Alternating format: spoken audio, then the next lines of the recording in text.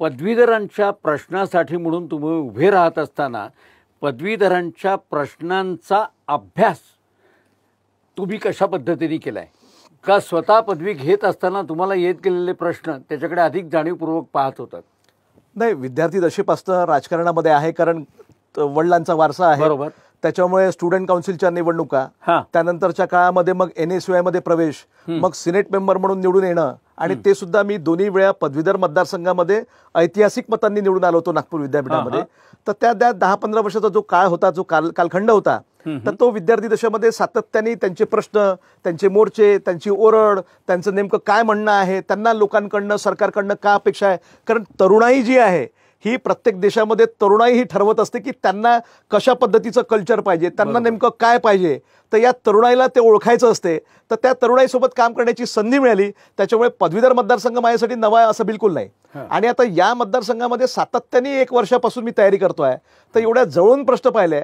मी तर म्हणेल की शिक्षक सुद्धा अत्यंत महत्त्वाचा घटक याच्यामध्ये आहे. सरकारी अधिकारी किंवा सरकारी कर्मचारी हा सुद्धा एक महत्त्वाचा दुवा त्या पदवीधर मतदारसंघामध्ये आहे. आणि पदवीधर मतदारसंघ म्हणजे पदवीधर म्हणजे काय?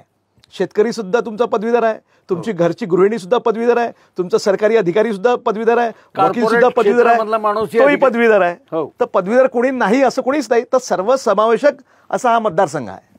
त्या पद्धतीने विचार करण्याची गरज आहे. मला एक सांगा, इतक्या पद्धतीने या संपूर्ण सर्वसमावेशक अशा मतदारसंघाचा विचार केल्यानंतर अशा पदवीधरांना सल्ला देण्यासाठी, मार्गदर्शन करण्यासाठी, त्यांच्या अडीअडचणींचं निराकरण करण्यासाठी काय विचार केलाय?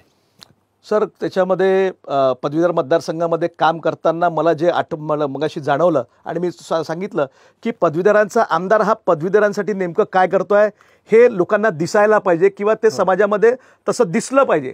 परंतु दुर्दैवाने ते दिसलं नाही. पदवीधरांना मी 3 प्रकाराने सर विभागेल. एक तर नवपदवीधर जे आत्ताच ग्रॅज्युएट झाले, पोस्ट ग्रॅज्युएट झाले. दुसरे म्हणजे जे 10 वर्षापासून 15 वर्षापासून एखाद्या व्यवसायामध्ये, एखाद्या प्रोफेशनमध्ये, एखाद्या धंद्यामध्ये किंवा मग एखाद्या नोकरीमध्ये जे सेटल होऊ पाहत आहेत ते पदवीधर आहेत. आणि तिसरे म्हणजे जे आपल्या जीवनामध्ये पूर्णतः सेटल झालेले आहेत. तर ते सेटल झाले जे पदवीधर आहेत तर ते सुद्धा एक महत्त्वाच्या टप्प्यावर आलेले आहेत. तर ते सुद्धा नवपदवीधरांना मार्गदर्शन करण्याची त्यांची ताकद आहे.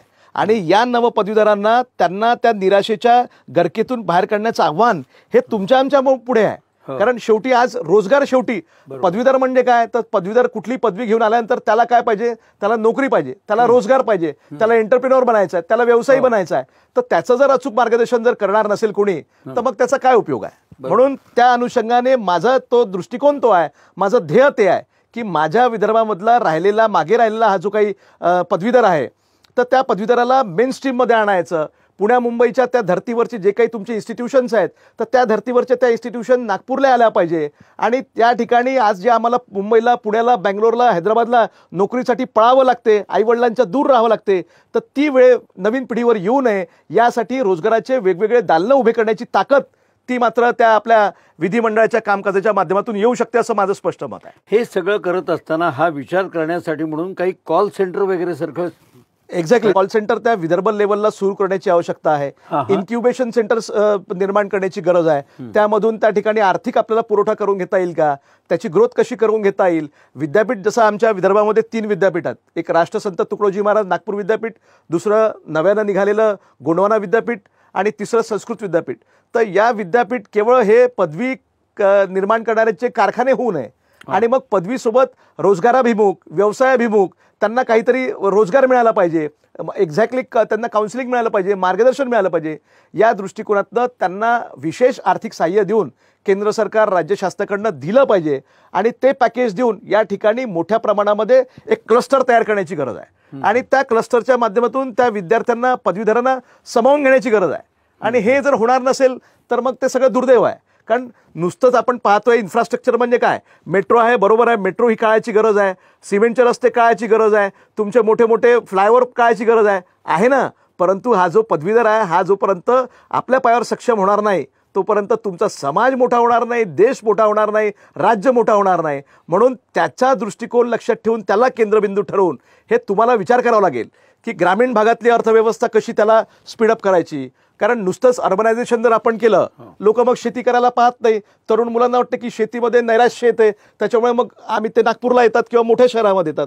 परंतु मोठ्या शहरामध्ये येत असताना त्याच्या लायक त्याच्या स्किलप्रमाणे त्याला ती नोकरी किंवा जॉब मिळायला पाहिजे, जे होत नाही आता. ते करण्याची माझी इच्छा आहे.